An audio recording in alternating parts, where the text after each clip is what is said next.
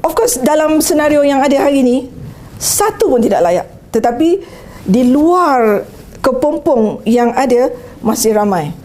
Dan saya ada plan ke arah itu, di mana insya-Allah, even saya dah rangkakan satu plan, kita akan kumpulkan. Setakat ini saya ada dalam 15 ke 20 orang personaliti-personaliti yang sangat hebat dalam negara, yang tidak termasuk dalam senarai perasuah, penyakau, penyamun, nama-nama yang sangat hebat.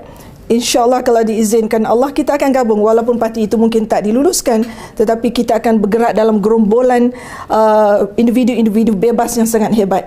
Kerana bagi saya, kita nak lead rakyat supaya memilih individu yang hebat, bukan lagi parti. Parti tak penting. Parti tak buat masuk kubur, okey? Saya tak nak reveal much. tunggu masa. Kemungkinan besar ada, ya.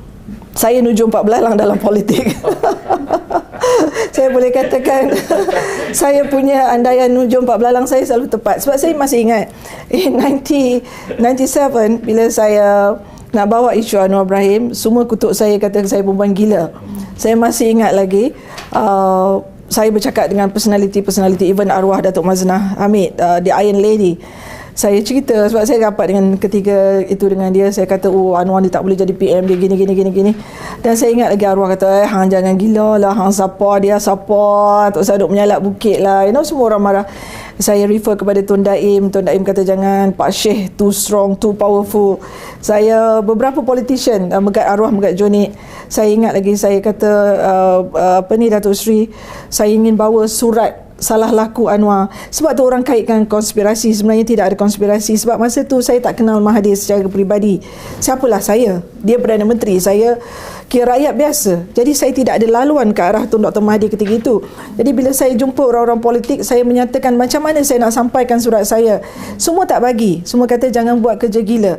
Tetapi saya punya insting dalam politik sangat kuat. Itu saya kata saya ni jumpa belalang. Dan saya kata no. With my letter, I'm sure Anwar akan jatuh. Semua kata saya psycho, semua kata saya kronik, Tapi tak apa, semua gelakkan saya ketika itu. Tapi saya yakin dengan diri saya, dan saya yakin dengan Allah SWT. Dan which is proven. Kerana surat keramat saya, surat salah laku Timbalan Perdana Menteri bertarikh 17 Ogos 1997, akhirnya Anwar kecundang. Anwar jatuh menyembah bumi. Bukan saja Anwar tersungkur, tetapi masuk ke penjara. So my instinct always right. Dan sekali lagi saya mengatakan, Anwar dan Azmin tidak akan jadi Perdana Menteri Malaysia. Akan ada satu kejutan di luar jangkaan yang kehendak rakyat. Saya boleh baca momentum kehendak rakyat hari ini.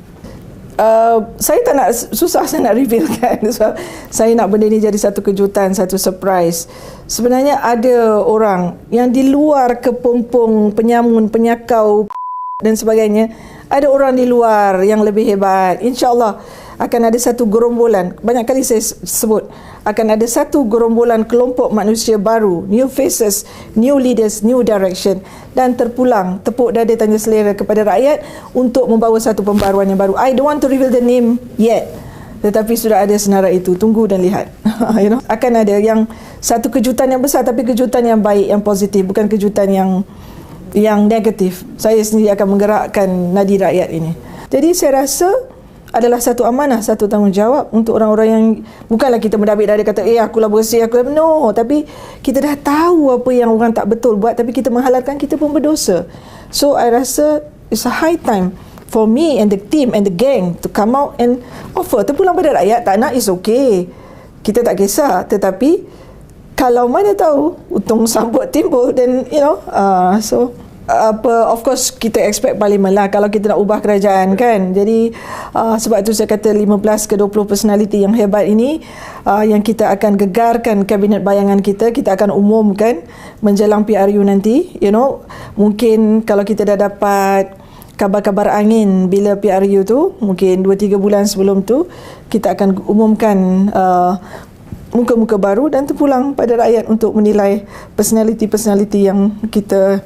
Dan personality yang saya cakap ni bukan kaling-kaling, bukan calang-calang. Nama-nama tu maknanya bila sebut satu Malaysia kenal.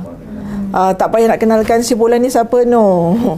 Satu figura-figura yang sangat hebat, yang sangat dikagumi dan tidak mempunyai rekod yang kotor.